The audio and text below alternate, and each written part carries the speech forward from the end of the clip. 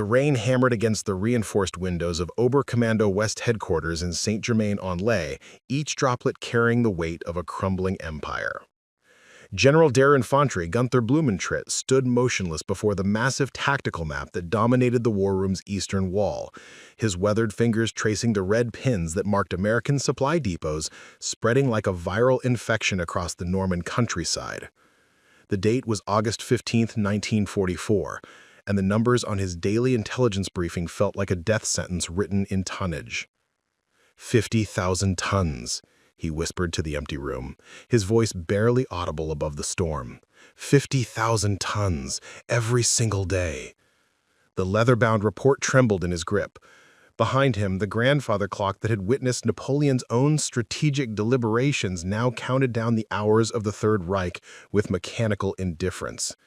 Each tick seemed to mock the very foundation of German military doctrine, the doctrine that had conquered Poland in 27 days, that had brought France to its knees in 6 weeks, that had pushed deep into the heart of Russia itself. Yet here, in this ornate French mansion turned into the nerve center of Western European defense, that same doctrine was being systematically dismantled by something no German strategist had ever truly comprehended: the sheer, overwhelming, seemingly impossible scale of American industrial logistics. The door creaked open behind him, and Blumentritt didn't need to turn to recognize the measured footsteps of his chief intelligence officer, Oberst Heinrich Zimmermann. The younger man had arrived from the Eastern Front 3 months ago, carrying with him the haunted eyes of someone who had witnessed the Wehrmacht's finest divisions ground to dust against Soviet determination and American Lend-Lease equipment. Now, in the genteel confines of occupied France, he was discovering that the monster they faced in the West was not the desperate, cornered bear of Russia, but something far more terrifying. A machine of such mechanical precision and resource abundance that it defied every principle of warfare that German officer corps had ever learned. "The morning reports, Herr General," Zimmermann said, his voice carefully controlled but unable to hide the underlying tremor of disbelief. "The reconnaissance flights over Cherbourg, the photographs are—" He paused, searching for words that wouldn't sound like the ravings of a broken mind. "They're offloading Liberty ships at a rate we calculated to be impossible. The harbor we spent 3 years fortifying, that we destroyed so thoroughly before abandoning, they have it operational and exceeding pre-war French capacity." Blumentritt finally turned, his pale blue eyes meeting Zimmermann's darker gaze. Between them lay 40 years of combined military service, campaigns across 4 continents, victories that had made them legends in the halls of the War College.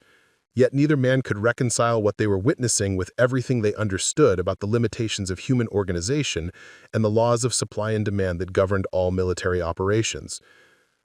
"Show me," Blumentritt commanded, though every instinct screamed that he didn't want to see, didn't want to confront another impossibility that would force him to question whether the war they thought they were fighting actually existed.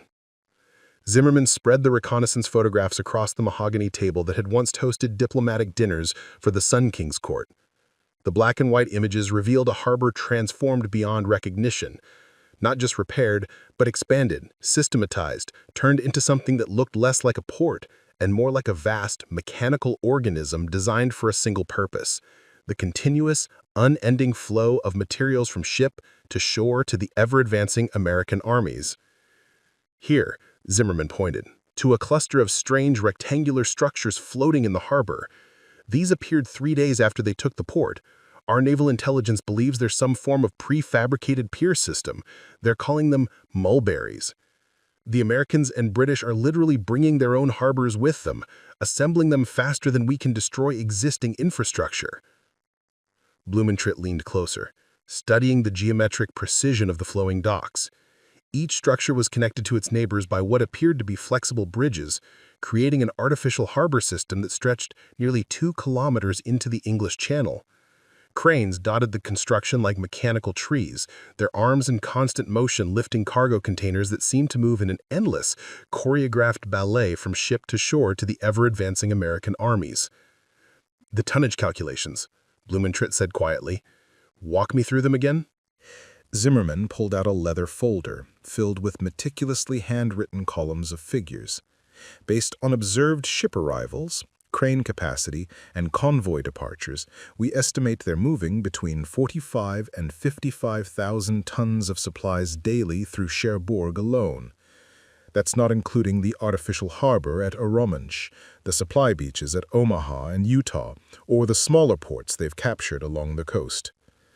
50,000 tons, Blumentritt repeated, the number feeling more surreal each time he spoke it.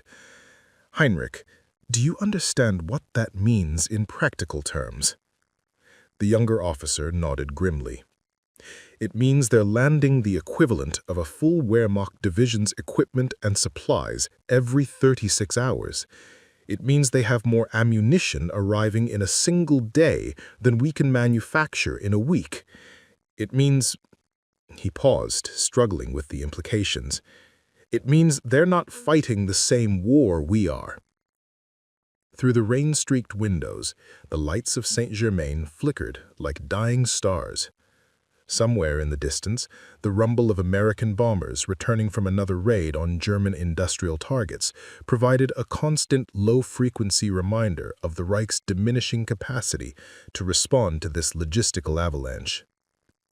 Blumentritt moved to his desk, where a half-finished letter to his wife lay beneath a paperweight shaped like a miniature Panzer tank, a gift from his son, now missing somewhere on the Eastern Front. In all our planning, he said, settling into the chair that had become both throne and prison, in every scenario we developed for fighting the Americans, we assumed they would face the same constraints we did. Limited shipping, vulnerable supply lines, the impossibility of maintaining complex operations across an ocean. We prepared to fight an American army that would arrive with a few weeks of supplies and then gradually weaken as the logistical reality set in. Zimmermann remained standing, his hands clasped behind his back in the formal posture that had been drilled into him during his officer training. Instead, they appear to be growing stronger daily. Our intercepts suggest they're planning to support 12 full divisions in France by September, with supplies and equipment levels that exceed what we can provide to 3 divisions on our own soil. The grandfather clock chimed midnight, its bronze bells echoing through the mansion's corridors like a funeral dirge.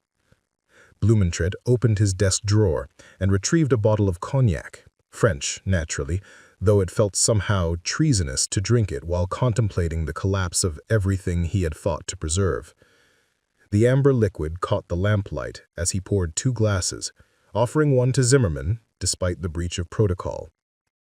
"Tell me about the trucks," Blumentritt said, after taking a careful sip. "Oh, the trucks. Yes, that's perhaps the most disturbing aspect of all this." He retrieved another folder from his briefcase. "We've identified at least 8 different American truck models operating in the Norman sector, not including jeeps, half-tracks, or specialized vehicles. 8 different types of cargo trucks, all apparently mass-produced to standardized specifications." "How many trucks, Heinrich?" "Conservative estimates suggest they landed 12,000 vehicles in the first week after D-Day. 12,000, Herr General. Our entire Army Group B has perhaps 3,000 operational trucks of all types, most of them captured French or Czech models running on synthetic fuel and cobbled-together spare parts. The Americans appear to be landing more trucks in a week than we have in the entire Western theater." Blumentritt set down his cognac glass with hands that had begun to tremble slightly. The implications cascaded through his mind like an avalanche of inevitability. Trucks meant mobility. Mobility meant the ability to concentrate force rapidly at any point along the front, the ability to keep advancing formations supplied regardless of distance from base depots, the ability to redeploy entire divisions in a matter of hours rather than days. "They're not just fighting us," he realized aloud. "They're demonstrating a completely different philosophy of warfare. We've spent centuries perfecting the art of making do with limited resources, of achieving maximum effect with minimum means. Economy of force, interior lines, the brilliant tactical maneuver that compensates for material disadvantage. and they've decided to simply ignore those limitations altogether. They're fighting a war of absolute abundance. Why execute a complex tactical maneuver when you can simply transport overwhelming force directly to the point of contact? Why worry about conserving ammunition when you can fire 10,000 artillery rounds for every one of ours? The rain continued its relentless assault on the windows, and Blumentritt found himself thinking about his father, who had served as a logistics officer during the Great War. The elder Blumentritt had spent 4 years managing the impossible mathematics of keeping German armies supplied while the British naval blockade slowly strangled the Reich's industrial capacity. He had been proud of his ability to squeeze maximum efficiency from diminishing resources, to keep divisions fighting on half rations and captured equipment. "My father would not understand this," Blumentritt said quietly. "The idea that an army could be so thoroughly supplied that logistics became a non-factor in tactical planning. It violates every principle we've developed about the relationship between strategy and resources." A knock at the door interrupted his reverie. Major Klaus Weber, the headquarters communications officer, entered with the evening situation reports. Weber was barely 25, a product of the Wehrmacht's accelerated officer training program, but his youth had been aged by months of receiving increasingly impossible intelligence assessments about American capabilities. "Herr General, the evening briefings from Army Group Center and the frontline divisions." Weber placed a stack of folders on the desk, then hesitated. "Sir, there's something else. We've received reports from prisoners taken during the Mortain counterattack. They're claiming the Americans knew about our offensive preparations 12 hours before we launched." Blumentritt and Zimmermann exchanged glances. Intelligence leaks were one thing, but the Americans seemed to possess an almost supernatural awareness of German intentions. "Communications intercept?" Possibly, sir. But the prisoners mentioned something else. They said the American positions were supplied with enough ammunition and fuel for a week-long battle, even though our attack was supposed to be a complete surprise, as if they were routinely supplied for contingencies that might never arise. The concept hung in the air like smoke. An army that could afford to oversupply every position, to maintain reserves of reserves, to treat ammunition and fuel as renewable resources rather than carefully hoarded assets. Blumentritt realized he was witnessing something unprecedented in military history: the birth of post-scarcity warfare. "Major Weber," he said, "I want you to compile something for me, a comparison study. Take our best supplied division, let's say the 2nd Panzer Division, and calculate their daily supply requirements. Then compare that to what we estimate a single American division receives. Full breakdown: ammunition, fuel, food, medical supplies, replacement equipment." Weber nodded and turned to leave, but Blumentritt called him back.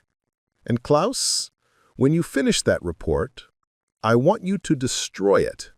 Some knowledge is too dangerous to exist in writing." After Weber departed, silence settled over the war room like dust on a tombstone. Zimmermann was studying the reconnaissance photographs again, his finger tracing the geometric patterns of American supply depots that stretched inland from the coast like the neural pathways of some vast thinking organism. "Herr General," he said finally, "I've been thinking about what happens when they break out of Normandy, not if, when. With this level of logistical support, what's to stop them from simply advancing continuously until they reach Berlin?" Blumentritt didn't answer immediately. He was remembering a conversation from his youth when he had asked his father why Germany had lost the First War. The old man had talked about factories and shipping lanes, about steel production and oil reserves, about the grinding mathematics of industrial capacity. At the time, young Günther had found it all rather mundane compared to the romantic narratives of tactical brilliance and heroic sacrifice that filled the military histories. "Nothing," he said at last. "Absolutely nothing is going to stop them. The admission hung between them like a bridge across an abyss. Outside, the storm was beginning to weaken, but inside the mansion that had once hosted the leisure of kings, two German officers confronted the reality that they were witnessing not just a military defeat, but the emergence of a new form of warfare that made their entire professional expertise obsolete. 50,000 tons. Every day. The number would haunt Blumentritt's dreams for whatever remained of the war, and for the rest of his life beyond it. The morning of August 16th began for Günther Blumentritt at 0430 hours, as it had every day since his appointment to Oberkommando West 6 months earlier. The routine had become both anchor and torment. Black coffee prepared on a small electric burner in his quarters, 10 minutes reviewing overnight communications, then a walk through the mansion's formal gardens while the rest of the staff still slept. This solitary ritual allowed him to maintain the illusion, for at least a few precious minutes each day, that the war was manageable, that German military tradition and tactical expertise might still matter in the face of American industrial supremacy. But this morning, even the garden offered no sanctuary. Zimmermann had left the latest supply estimates on his desk before retiring, and the numbers seemed to follow Blumentritt through the carefully manicured hedgerows like malevolent spirits. 53,000 tons the previous day. The Americans were not just maintaining their impossible pace, they were exceeding it. He paused by the fountain that had been installed during the reign of Louis XIV. Its Baroque cherubs now seeming to mock the pretensions of European civilization. The water continued to flow despite everything. The gardening staff, mostly elderly French civilians, maintained the grounds with the same meticulous care they had shown before the occupation. Their persistence in preserving beauty amid catastrophe reminded Blumentritt of his own stubborn adherence to military protocol and professional competence, even as he witnessed the fundamental assumptions of his profession crumbling. Herr General? The voice belonged to Obergefreiter Hans Müller, his orderly, a soft-spoken Bavarian who had served with quiet efficiency throughout the campaign in Russia. Müller's presence here represented one of Blumentritt's few concessions to personal sentiment. When he had been transferred from the Eastern Front, he had specifically requested that Müller accompany him. The young soldier's steady competence provided a connection to the world before the Americans had arrived to rewrite the rules of warfare. Yes, Hans? The morning briefing materials are ready, sir? And Müller hesitated, his weathered face showing the careful expression of someone who had learned to navigate the dangerous currents of a superior's changing moods. Oberst Zimmermann asked me to inform you that he's received additional intelligence from the Cherbourg sector. He seemed quite concerned. Blumentritt nodded and began walking back toward the mansion, Müller falling into step beside him. The orderly's presence was comforting. Here was someone who understood the old world, who had learned the traditional soldier's virtues of loyalty, competence, and quiet endurance. In Hans Müller, Blumentritt could see the ghost of the army he had joined 30 years ago, when warfare was still a comprehensible contest between human organizations operating under similar constraints. Hans, he said as they climbed the marble steps to the mansion's main entrance. How old are you? I'm 24, Herr General. And you've been a soldier for 4 years, sir, since 1940. Blumentritt paused in the doorway, studying his orderly's face. Hans had been 20 when the war began, had known only the Wehrmacht's years of victory and expansion. The Russia campaign had aged him, certainly, but he retained the fundamental confidence of someone who had never witnessed absolute defeat, never been forced to confront the possibility that all his training and sacrifice might be rendered meaningless by forces beyond his comprehension. What do you make of the Americans, Hans? The question clearly surprised Müller. Officers rarely asked enlisted men for strategic opinions, and the breach of military hierarchy seemed to make him uncomfortable. I, Sir, I don't know if I'm qualified to. I'm not asking for a tactical assessment, Blumentritt said gently. I'm asking what you think of them, as soldiers, as an organization. Mueller was quiet for a long moment, clearly struggling with the request. Finally, he said, "They seem very systematic, sir. The prisoners we have interrogated, they all speak of their equipment with a kind of casual confidence, not boastful exactly, but as if they've never seriously considered the possibility that they might lack what they need to accomplish their mission." "And what does that suggest to you?" "That they've never had to do without, sir. They've never learned to improvise or make do with inferior equipment because they've never had to. It's not courage or cowardice. It's something else entirely. It's—" he struggled for the words, "it's as if they come from a different world where scarcity doesn't exist." Blumentritt felt a chill of recognition.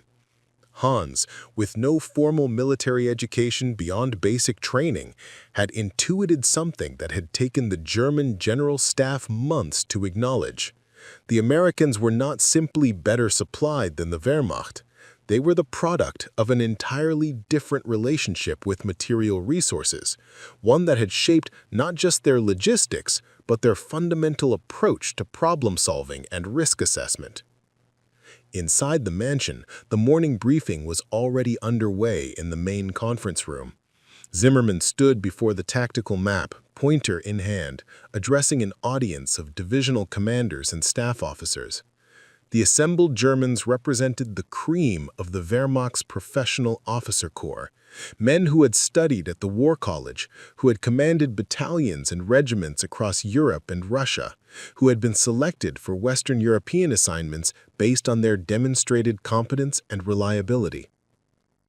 Yet, as Blumentritt took his seat at the head of the conference table, he could see the same haunted confusion in their faces that he felt in his own heart.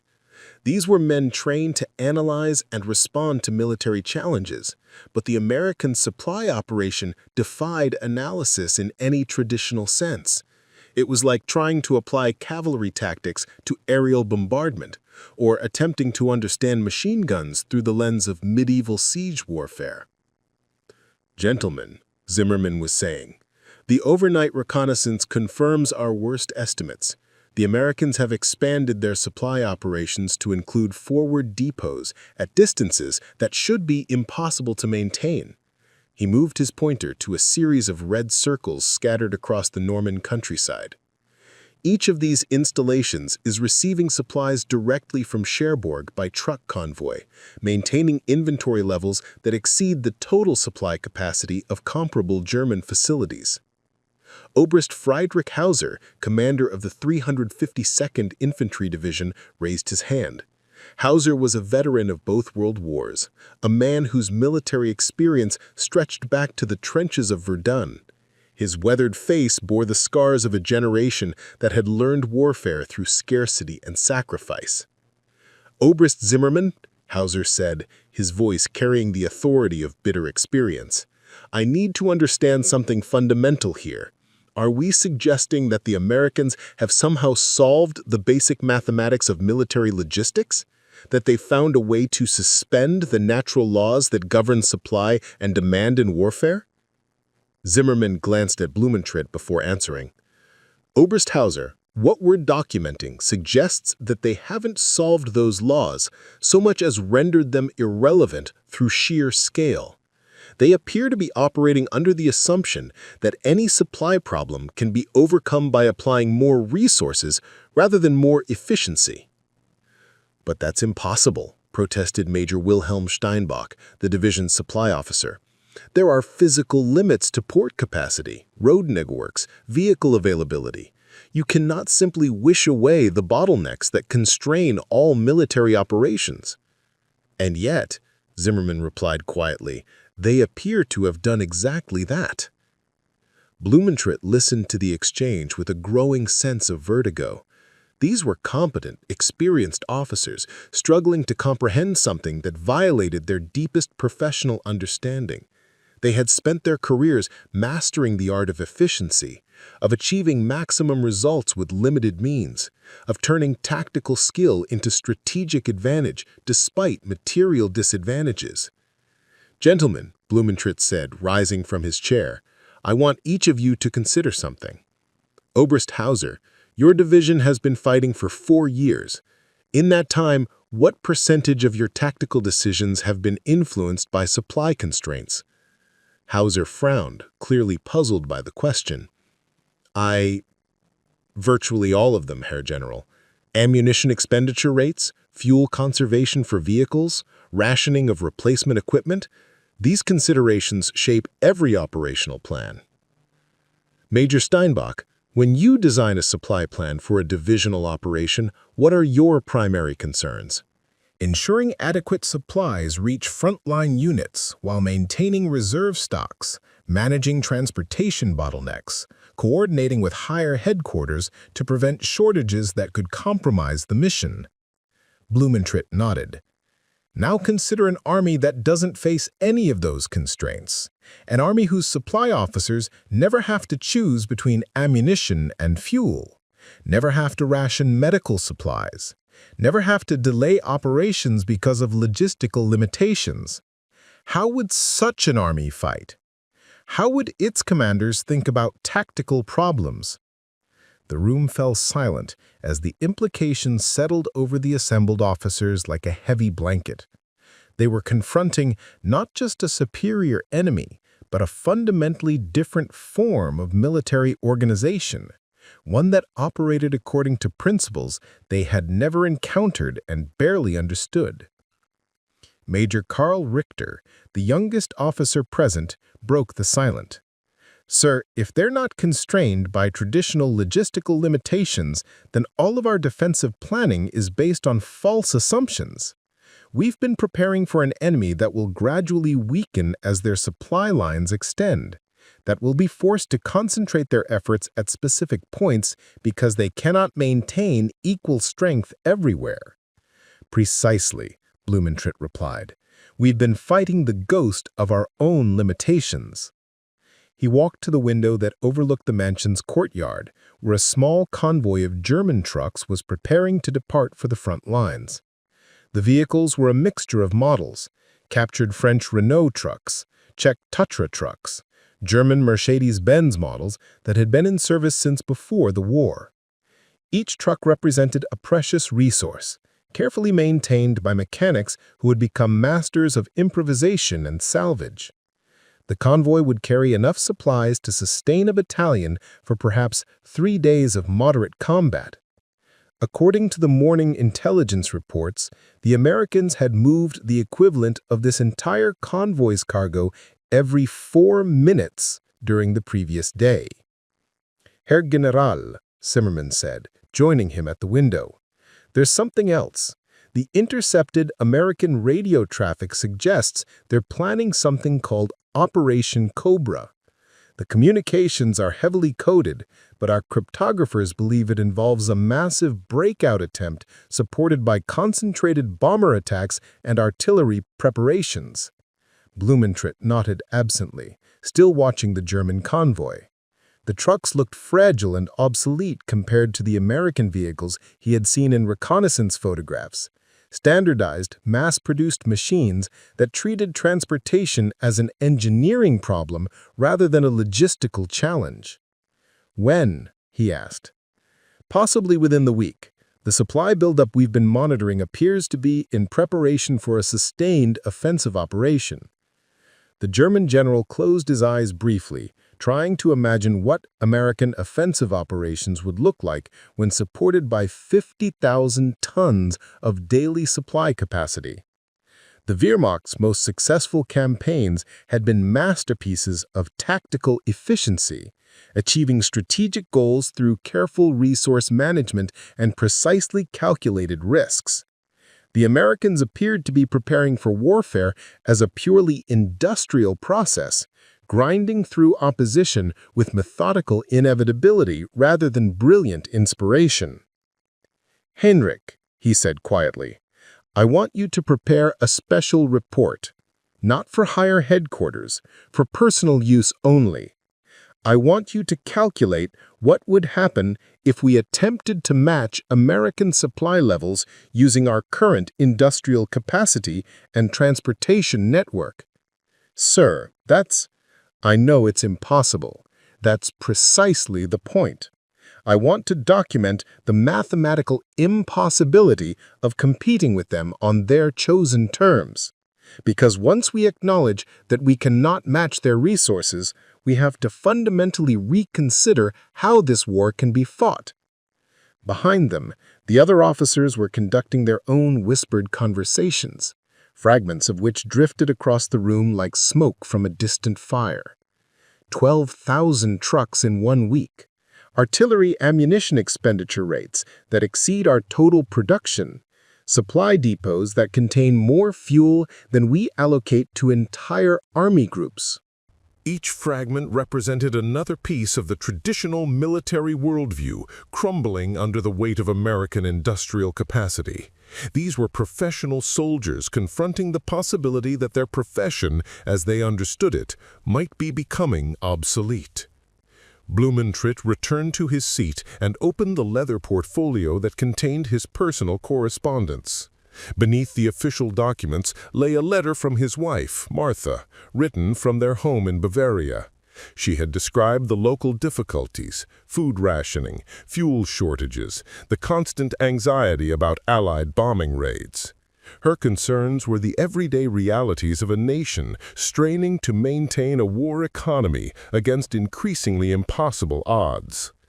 He tried to imagine explaining to Martha that their enemies were operating under such resource abundance that they could afford to waste more supplies in a single day than most German families would see in a year.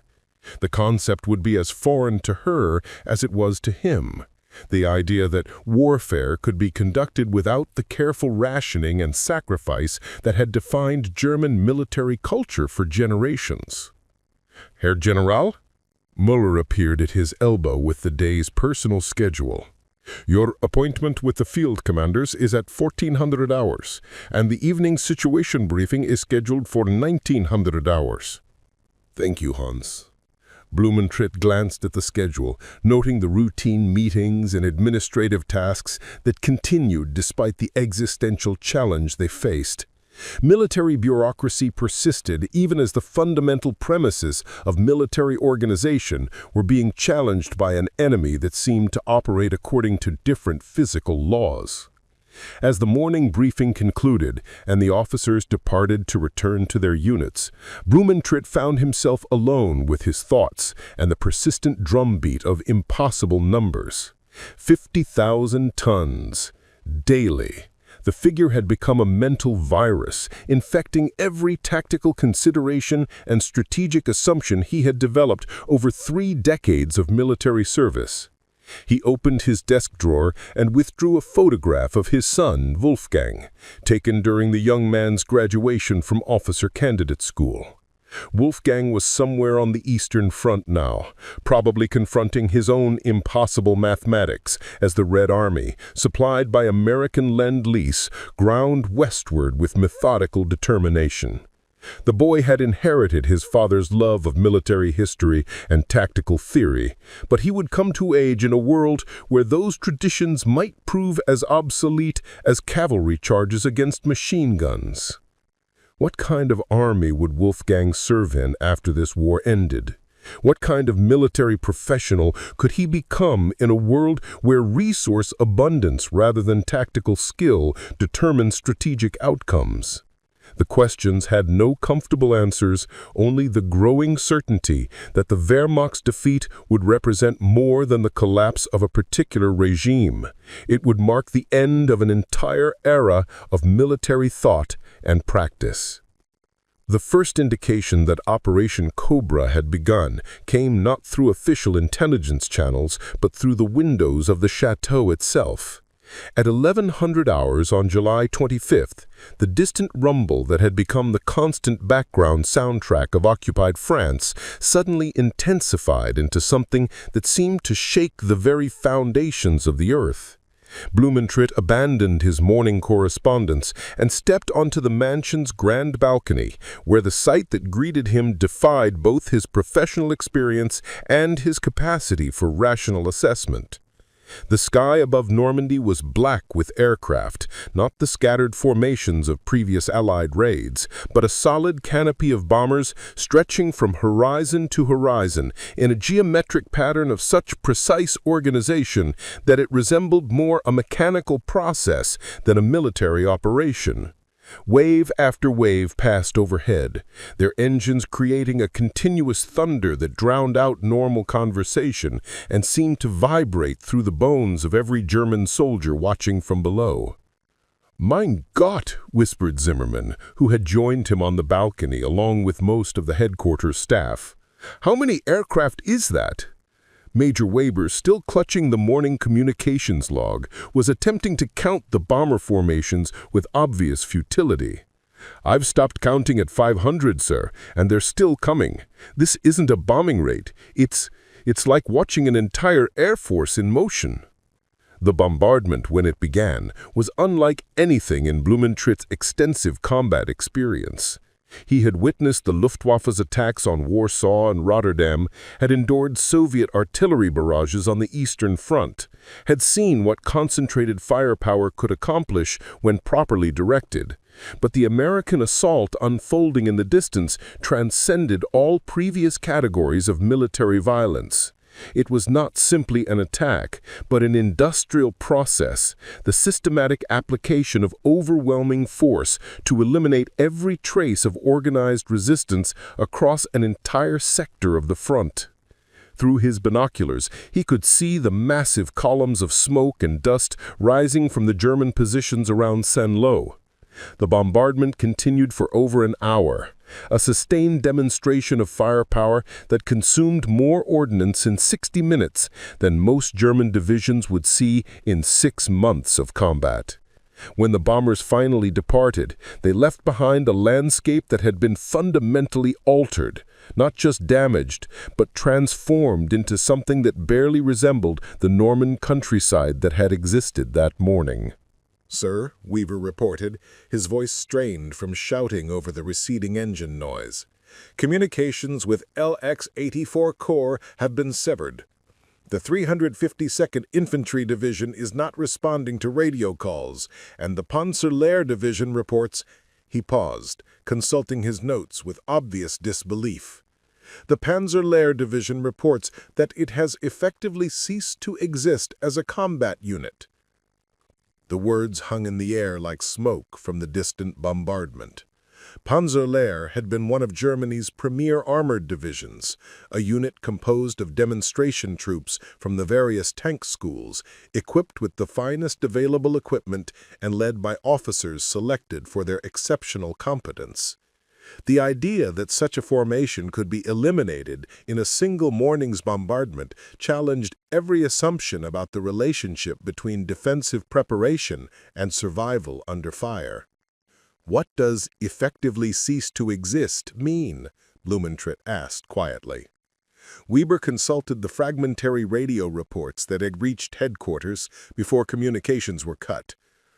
70% casualties in the frontline battalions, all vehicles either destroyed or immobilized, command structure completely disrupted.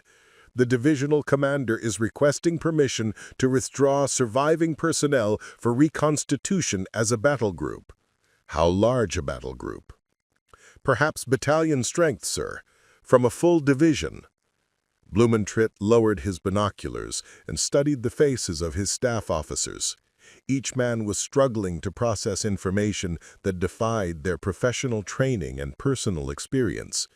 They had all witnessed the destruction of military units. It was an inevitable part of warfare.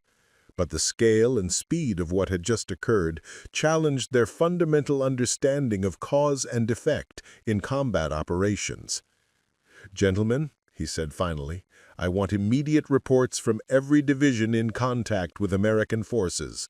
Not just casualty assessments, but detailed descriptions of American tactical procedures. How they coordinate supporting fires, how they employ their armor, how they maintain supply lines during offensive operations. I need to understand not just what they're doing, but how they're able to do it." Over the following days, those reports painted a picture of warfare that seemed to belong to a different century than the conflict the Germans had been fighting for the previous 5 years. American tactical doctrine, as it emerged from the fragmentary accounts of surviving German commanders, was based on a philosophy of overwhelming force application that treated resource conservation as irrelevant and tactical elegance as unnecessary. Oberst Hauser's after-action report from the 352nd Infantry Division provided perhaps the most detailed account of American tactical methods. His division had been positioned in carefully prepared defensive positions, utilizing terrain advantages and interlocking fields of fire according to principles developed through decades of professional military education. The positions should have required sustained assault by superior forces to overcome, demanding significant casualties from any attacking formation. Instead, the Americans had bypassed traditional tactical approaches entirely. Rather than probing for weak points or attempting to maneuver around strong positions, they had simply applied sufficient firepower to eliminate the defensive positions as a physical reality.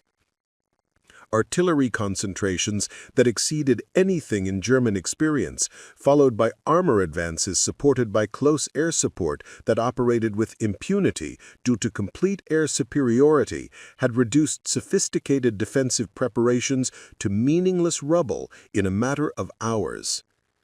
"They don't fight," Hauser wrote in his personal assessment. "They don't maneuver or probe or demonstrate tactical creativity. They simply apply resources until resistance becomes mathematically impossible." Major Steinbach's supply reports provided another window into the American approach to warfare. German defensive planning was based on the assumption that attacking forces would face increasing logistical difficulties as they advanced beyond their initial supply bases. Operations were designed to take advantage of these inevitable supply constraints, forcing American forces to choose between maintaining their advance and maintaining adequate logistic support for extended operations. But the Americans appeared to have solved the fundamental equation of military logistics through sheer resource application. Their advancing units were followed by truck convoys that maintained continuous supply streams, eliminating the traditional vulnerability of extended operations. Blumentritt watched through his binoculars as American forces advanced with mechanical precision, their supply lines stretching back to the Normandy beaches like arteries of an unstoppable organism. By September, the mathematics had become undeniable. The Wehrmacht, master of tactical efficiency and strategic economy, faced an enemy that had transcended scarcity itself. As American columns rolled past Saint-Germain-en-Laye toward the Rhine, Blumentritt understood that he had witnessed not just military defeat, but the birth of industrial warfare in its purest form. The age of tactical genius had ended. The age of absolute logistics had begun.